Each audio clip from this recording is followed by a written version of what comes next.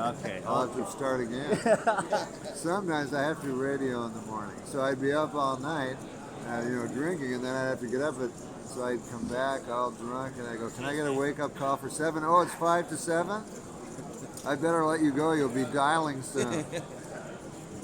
So it was interfering with your work. Yeah. It was. Booze is no good. It's like anything else. Like if you ate a ham sandwich and then threw up for 3 hours, you're not gonna eat a ham sandwich anymore. It's like poison. So, but for some reason, alcohol, it's the worst of all drugs in my estimation. It's good that you call it a drug because that's part of the problem. I think it is a problem when they say drugs and alcohol. Yeah. I agree. But it's the only drug that it's got so many bad attributes. Thinking you're a good driver, that's not a good mix. Like you don't see people on heroin. I'm better. I'm a better driver when I'm on LSD. You know what I mean? But and you think you can fight big people, guys way bigger than you. I always used to not think that I could fight them. I used to fight them. Yeah, you fight. Please place the bottom of seat number 7. And it's got a lot of weird. Close up and dealers. We're about to start very soon. If you're not ready, please let me know. We can beat. It's like an old guy doing a story. But it's also the only drug where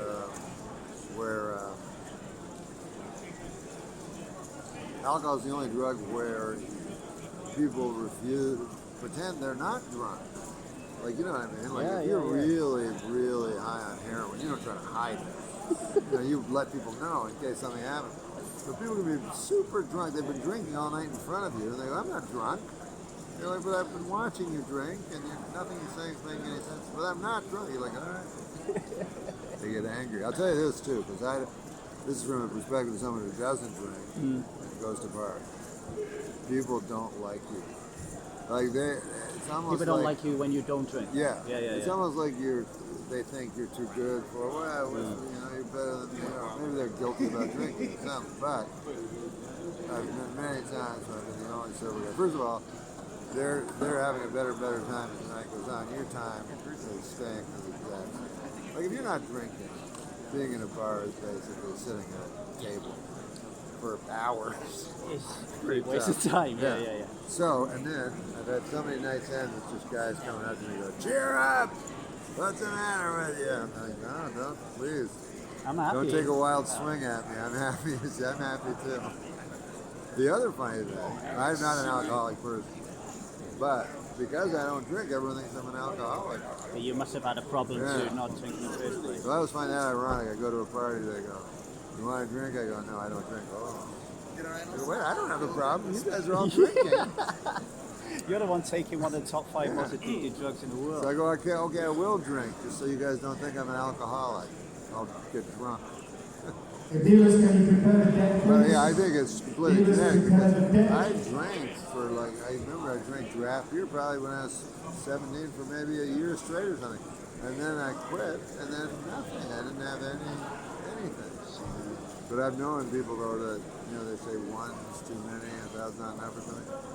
I've known people that take one drink and then one their eyes get lazy. And you can tell Dude, my dad's eye always goes late. He turns into a serial killer. You look at him and you think, he could kill me. Oh, I thought you said he actually did. No. Police are getting better at catching them, so that's why we don't have serial killers. Have you ever seen 10 Rillington Place? Yes. Well, that was in London. Yeah. Christie. Yeah. Used to gas Christie them, didn't he? It was Christie, I say. Oh, there was a Welsh guy in that. John Hurt. Yeah. Oh, look. I say it was Christie. One of my favorite movies. Talk about the creative process a little bit. I've got a couple. We have a lot of artists in various different forms in our, we call it a movement, right? That we don't drink alcohol, but they struggle around the creative side. They think that they're not able to make music or they're not able to Have you art. talked to? Have you ever spoken with Craig Ferguson? Oh, you should. Because he was super. Do you know him from England at all? Craig Ferguson? No. But do you know who he is? No. He did 12:30 after Letterman. Right. Okay. Scottish. He's a Scottish guy, and he's serious drinker, like he's a serious partier, like Russell Brand, like insane. and got it together and everything like that. But I couldn't remember your question. But how are you able to perform creatively sober compared to perform creatively when you're drinking? Because some people think they can't perform creatively without drinking. Small blind is 600, big blind is 1200, and the running out is 1200. 600, 1200, 1200. The bottom is in seat number 7. for those of you not listening, I'll say the same thing exactly. This is what it's like to be in a poker tournament. So yeah, that's obviously a big problem with drugs and alcohol. Drugs are alcohol. With all kinds of drugs, specifically alcohol, that creative people start to think it helps them. And maybe when they're starting out, maybe it does. You know what I mean? It relaxes you. It allows you to get a different perspective, I suppose. But alcohol always gives you the wrong idea. It makes you think you're doing better when you're actually doing worse. So I knew, because I used to drink on stage, and you just have more fun because you're drunk. So you think you did better, but the audience wasn't having more fun.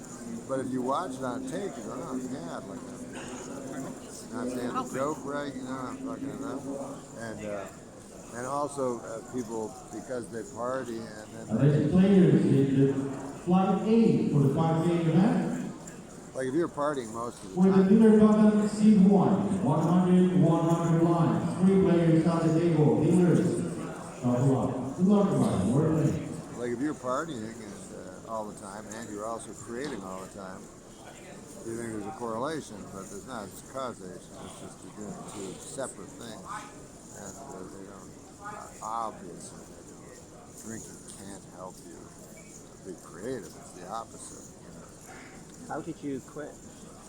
Well, I was lucky because I guess I didn't have the gene or something, and so I was just tired of like. Really what it was is like 3 or 4 times something happened where I could have died. You know what I mean? Where I just get so drunk that I could walk outside and fall down, or I get in a fight, or almost walk in, you know, anything can happen. And that's why I was so happy when my kid got passed. I feel like that's that window of 16 to 22 or something where you're reckless and drunk driving. And I'm sure it kills more kids than anything. So if you can just get through that, and then when you're older, you're kind of dumb, and not dumb, you know, it's a disease, but you gotta be able to quit what is really a childish thing at some point in your life. You know what I mean? If you're still drinking when you're 70 or doing drugs, at some point.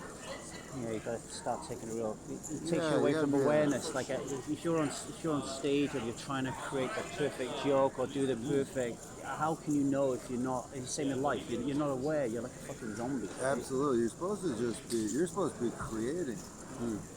Like what I always say, because Salvador Dali said it, and it's my mantra. I don't do drugs. I am drugs. Because Dali's thing was I create. And you get a drug-like experience from me, you know. I alter your perception. And I think that's what people can understand. Art can alter your perception. Music can alter your perception. Swimming can alter your perception. Like table 59 has been drawn for the free massages. So every player on that table receives a free massage and, of course, the dealer. I always used to, I lived on a boat when I was like 15 in Charlotte, Amali, which is, I don't know why I'm laying that way. It's in St. Thomas, and so every day I would snorkel.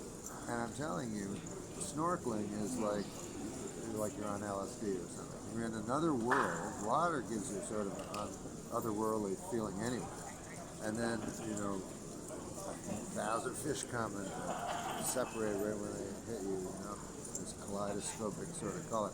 So, you know, everything in life is just if you happen to notice it. I think sometimes some drugs, they put something in your brain where you don't think about ordinary things, about getting food and stuff, and you focus on what's out there. It's not out there because the drugs cost. It's only out there because the drugs allowed you to access it, and you can do that without drugs and alcohol. Obviously, people that are most enlightened,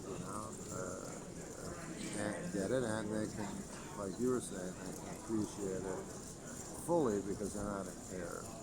Yeah, you don't see too many Buddhists off it. Exactly right. And lastly, how does not drinking make you feel? I love not drinking. Like, I love a life square on, kind of. I think it's fun. It's sort of, to me, like a more courageous way to go. And it allows you to see things that you miss, like, that's one thing is people always go, oh, no, you do miss out if, let's say, you stop drinking. Like, if I'm in a bar and everyone's drinking except me, I am separated from it, you know what I mean?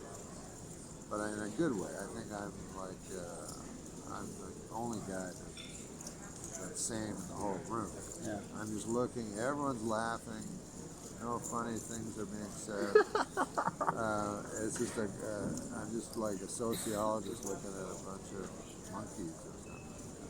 So I think you feel superior. Like, if, let's say you're in good shape, which I've never been in, but I was for 2 months once. I worked out a lot. I remember going into the writer's room, and I was like in the best shape, and I felt like so superior to everyone. Like, I don't feel that anymore. But that's how I feel in bars. Like when Today we'll be playing 8 levels. Exactly like This guy yesterday, it's going to be 8 really, levels really in 1 wants to hour. prove to his employer that he's good at his 20 job. exactly. And he's like, if I don't say anything, they're going to fire me. You better talk into it. So 8 levels of training, So the 3 microphone's breaks, full. 20 minutes, 30 minutes. Approximate finish time is 9:30. But yeah, like you're disabled really when you're on alcohol. You know what I mean? It As literally, registration was still open until the start of the event, we don't have a confirmed number for you. We are working on that. As soon as we have a confirmed number and price, now he's not even speaking. speaking. Now he's not even using words. It's just like incantation. An ancient Gallic. I guess Gallic's French. Gaelic. So yeah, you're kind of disabled when you're on alcohol, and why disable yourself? You know, life's hard enough. You talk about a really important point. Most people don't want to quit alcohol because they think their status is going to decrease. What you're saying is, when you do stop drinking alcohol, your status increases. You feel like, I'm fucking with it. I'm the person in this room who knows what's going on. Like I feel better, not worse. Yeah, and it's that thinking that we need to readjust when we prepare ourselves to stop drinking that I want people to listen to and take on what norms. You probably have to get different mates also, because there is, like I was saying earlier, if you quit drinking, your friends that drink are not going to like that. They're not going to be happy for you. No. They're going to feel you're making a judgment on them. Yeah. That's how people are, and you are kind of, you know. But I was talking to an old man once at the bar. You know, there's that myth of the old man at the bar that's wise and he's there because he has a broken heart.